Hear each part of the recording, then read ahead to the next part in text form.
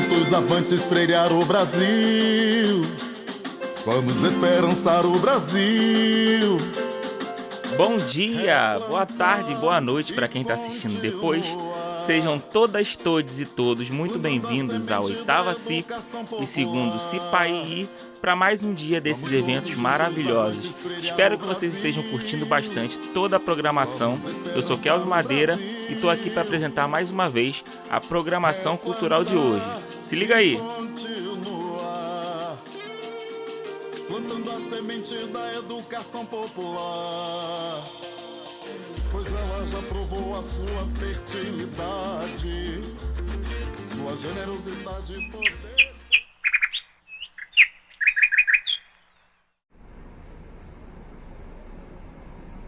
O Menino, A Sombra da Mangueira e o Mundo, de Maria Inês Marcelino de Araújo.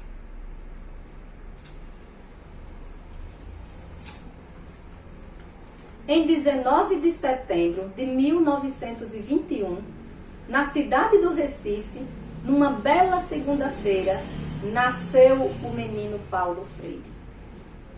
Ainda pequeno o menino, à sombra da mangueira, com a ajuda de seus pais, aprendeu a ler e escrever. Aos 6 anos de idade, já alfabetizado, vai para a escola estudar para aumentar o aprendizado. Brasileiro e nordestino, com sua história de vida, crescia sabido o menino e junto sua consciência. Como muitos nordestinos, Paulo Freire, ainda menino, conviveu com a fome e a pobreza, mas não deixou de sonhar. Aos 19 anos, fazendo os estudos secundários, Paulo Freire se mete no trabalho e já começa a ensinar. Conhecendo de perto a realidade do trabalhador analfabeto, provoca um diálogo fecundo através de um novo método. Da denúncia ao anúncio, por justiça social, engajou-se no movimento de cultura popular. No auge da juventude, superando os desafios, descobre na educação uma grande tarefa política. Fim da década de 50, Freire começa a imaginar um novo método de estudo que ajude o povo a pensar. As ideias de Paulo Freire vai muito além da alfabetização. Estimula a quem está estudando a entender toda a situação. Promove consciência política, desenvolve a leitura de mundo, desperta mulheres e homens a lutar por um mundo humanizado. Capaz de provocar mudanças, Freire criou uma educação popular onde a palavra é de todos e os saberes têm o poder de transformar. Paulo Freire enfrentou a ditadura por causa de sua rebeldia. Por seu compromisso político, foi preso 72 dias. Foi refugiado na América Latina, continuando a sua missão. Tornou-se um educador mundial, mesmo em meio à perseguição. Até a África conheceu o poder da sua ação. Com a educação popular, trabalhou também neste chão. Antes do golpe militar, Paulo Freire presenteou o Brasil com o Programa Nacional de Alfabetização. Porém, depois nunca mais se ouviu. Conheceu o marxismo e com ele fez ligação. Compreendeu a injustiça social que veio confirmar seu ser cristão. Escrevendo grandes obras, deixou ao mundo um seu legado. Até hoje nos orienta e por muitos é observado. A Pedagogia do Oprimido é a sua obra mais conhecida, denunciando as formas de opressão e anunciando caminhos de vida. A pedagogia freiriana ampliou as formas de se organizar, trouxe para o povo alfabetizado oportunidade de se libertar. Ao voltar do exílio, reaprendendo o Brasil, se dedica de corpo e alma na educação popular.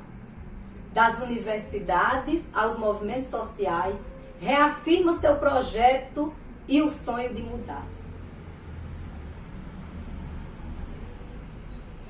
Em sua forma de ler o mundo, Paulo redefine o conceito de educação a partir da realidade local, do educando e da sua visão.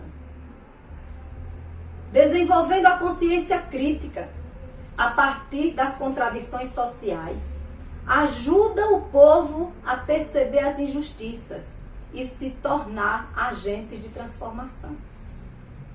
Sua experiência em São Paulo, na Secretaria de Educação, deu-lhe a oportunidade de criar o MOVA, Projeto de Alfabetização.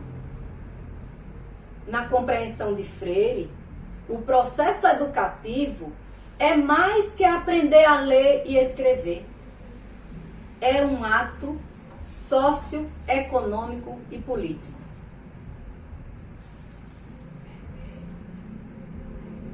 Com a ética revolucionária e a cultura popular, o povo se torna sujeito da ação, pois educar é transformar.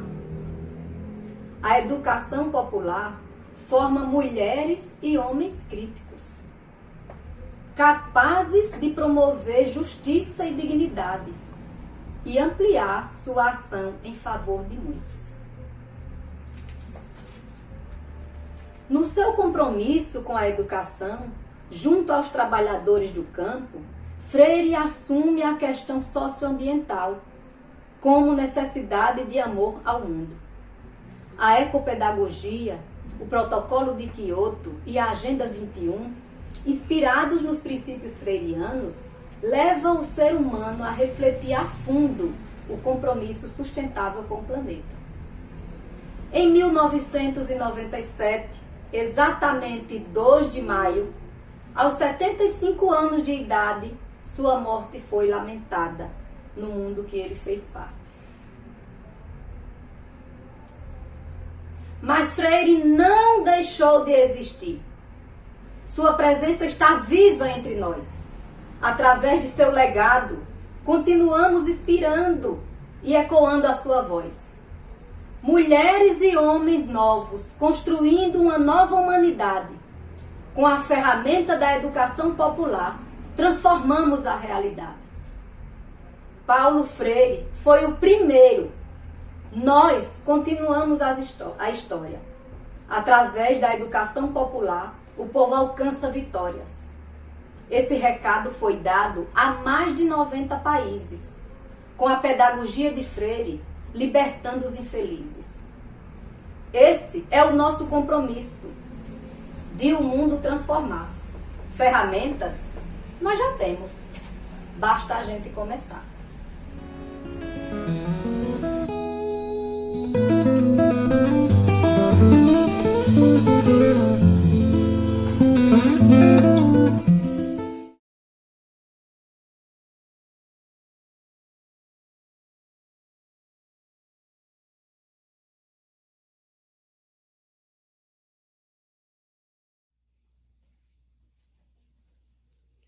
Olá, gente. Eu sou Jaci Farias e sou um amante da poesia. E como poeta, eu me enganei.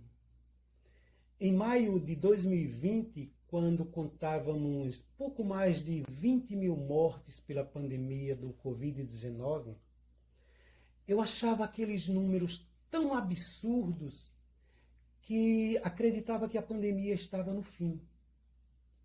Eu não imaginava que tanta dor e tanta desgraça ainda estava por vir. E então resolvi fazer um cordel contando a história da pandemia, acreditando eu que a história terminava ali. E foi aí que nasceu, na pandemia, amor e solidariedade. Ouvi falar de uma doença matando gente na China, rara e muito perigosa, pior que estricnina, causando devastação porque não tinha vacina. Esse mal se espalhou em grande velocidade, não respeitando limites de bairros ou de cidades, até noutros continentes, causando calamidades. Era muito sofrimento ver notícias na TV sobre doença tão grave e o povo a perecer, e nem a própria ciência podia muito fazer. Por um tal coronavírus, contamina rico e pobre. Os cientistas chamaram de Covid-19, precisa muito cuidado, pois mata plebeu e nobre.